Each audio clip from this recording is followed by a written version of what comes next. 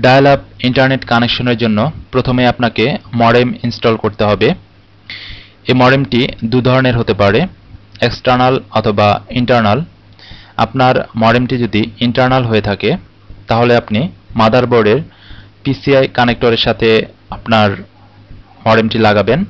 আর যদি আপনার মডেমটি এক্সটার্নাল হয়ে থাকে তাহলে আপনি মাদারবোর্ডের প্যারালাল পোর্টে লাগাবেন।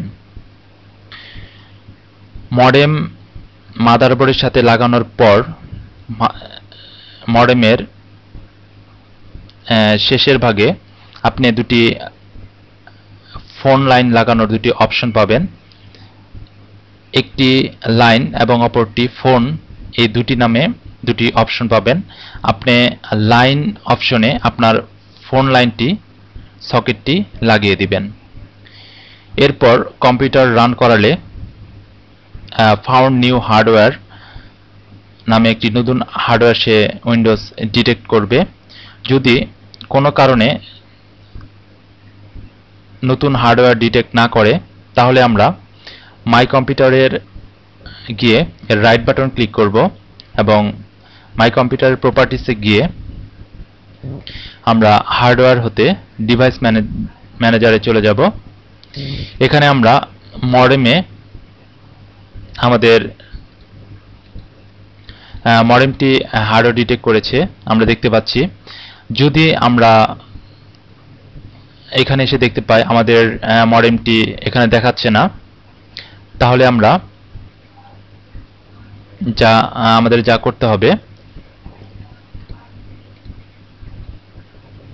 এখন আমাদের ডিভাইস ম্যানেজারে আমাদের মডেমটি দেখাচ্ছে না, তাহলে আমরা ডিভাইস ম্যানেজারের রাইট বাটন ক্লিক করে scan for hardware changes click করলে আমাদের মডেমটি শো করবে এবং ইনস্টলের জন্য ফাউন্ড নিউ হার্ডওয়্যার উইজার্ড একটি ডায়ালগ বক্স আসবে। তো এবার আমরা যদি নেক্সট বাটনে ক্লিক করি তাহলে আমাদের হার্ডওয়্যারটি উইন্ডোজ ডিটেক্ট করবে। তো এর আগে অবশ্যই মডেমের ইনস্টলেশন সিডি আমাদের সিডি রোমে ঢোকাতে হবে। এরপর আমরা আমাদের ইনস্টল প্রক্রিয়া চালাবো। এখানে আমরা ইন্টেলের 56K একটি এক্সটার্নাল মডেম ব্যবহার করছি।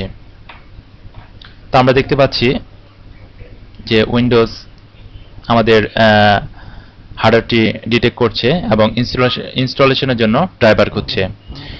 তো হার্ডওয়্যার ইনস্টলেশনে আমাদের একটি ডায়ালগ বক্স আসবে নিউ হার্ডওয়্যার ইনস্টলেশনের জন্য। এখানে আমরা কন্টিনিউ এনিওয়ে তে ক্লিক করলে আমাদের মডেমটি ইনস্টল হওয়া শুরু করবে।